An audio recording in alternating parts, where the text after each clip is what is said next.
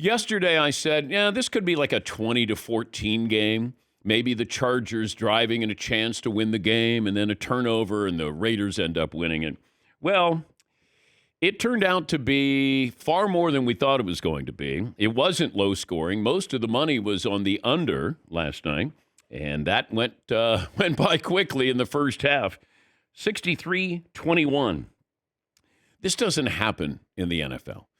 Not with, rivals, same division going against each other. It doesn't happen. Shouldn't happen. It's a college score. It's Alabama against Arkansas Pine Bluff, where you go, what'd they win by? 63-21? You shouldn't have a college score in the NFL. Certainly with a coach on the hot seat, and you're taking on a team that got shut out the previous week. They go from 0 to 63.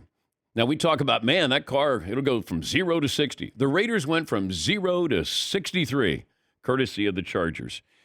Chargers did it all. They gave it away just about every way you could. Pick six, some fumbles in there as well. And the Raiders took advantage of that, and they were not going to let off the gas. And, in fact, Antonio Pierce said that. He said at halftime, he told his team, we're not letting off the gas here. And he offered no apologies after the win. At the end of the day, it was all sportsmanship. But at the end of the day, listen, when you just scored 0, I ain't going to stop them boys from scoring. I'm not going to stop them. We was on the other side of it last week, and it felt a certain way, and hey, no apologies here. Sorry. Okay. And no need to apologize. You're professionals. Score. Play defense. That's what you're supposed to do.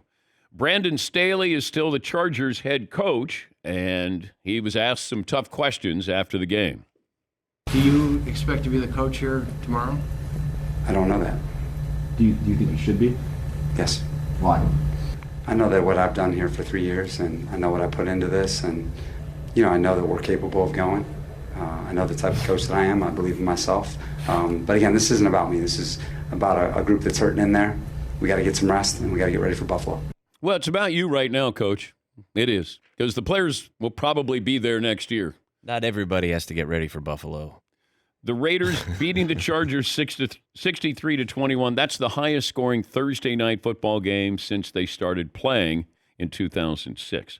And also the most points scored by a team, 63 on Thursday night. The previous mark, the Falcons scored 56 against the Buccaneers in 2014. Woo! Ow! Stat of the day! Stat of the day! Stat of the day! Stat of the day! This is the stat of the day!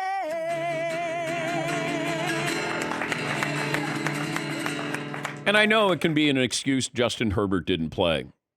He's not going to make that much of a difference in a game like this. The Raiders, they felt like they really wanted this. And they really want it for their coach. Man, I watched that performance in the second half, and if you could have said to the Chargers, hey, you guys, we're going to have a running clock, and you can get out here early, go home. That's what they do in grade school, junior high, a running clock. But if you would have said that to them, hey, they're accidentally going to let the clock run so this game ends. Yeah, I'm okay with it. It's hard to say and accuse somebody of quitting. Being less than enthusiastic, they're guilty of that. Because when you say quit, I mean, that's the worst thing you can say about a professional athlete. Oh, you just quit. And it felt like the Chargers were certainly teetering on the brink of quitting last night or just not wanting to play. And almost to say, this is bad, it's going to be bad. They still have, a month of the season left to go. Now, you have every right, if you're the Chargers, to fire Brandon Staley. In fact, I don't think there would be anybody who was sympathetic to Brandon Staley's plight. It's almost expected, but this is an organization that is cheap, thrifty. They're not going to want to spend the money on a coach who's not going to be coaching. Now, I don't know if it's, hey, you got to get a head start. We've talked about this for over a month, that the Chargers' job was probably going to be open. It was just they weren't living up to expectations. And they have names. But then you watch the game and you're like, oh, well, he's out, and then he's out, and he's got banged up a little bit. Just felt like, and they're over the salary cap for next year. Is it an attractive job?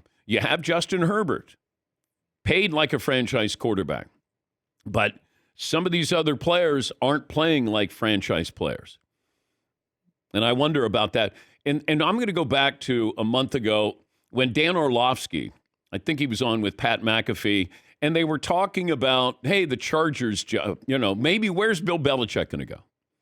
And then McAfee said, do you know where he's going? He goes, I have an idea where he's already made up his mind. I'm paraphrasing, but it was he's made up his mind. And then they said Chargers, and then Orlovsky was like, I don't want to say anything. And then everybody started to speculate. Would Bill go and take over the Chargers? I don't know. I mean, it's great place to live. Got your franchise quarterback. Great uniforms, by the way. Nobody looks better losing than the Chargers do. Like, when you think about it, like, damn, they look good. Do they give out an award for that? Best looking team in a loss, and the winner, once again, is the Chargers. Yay!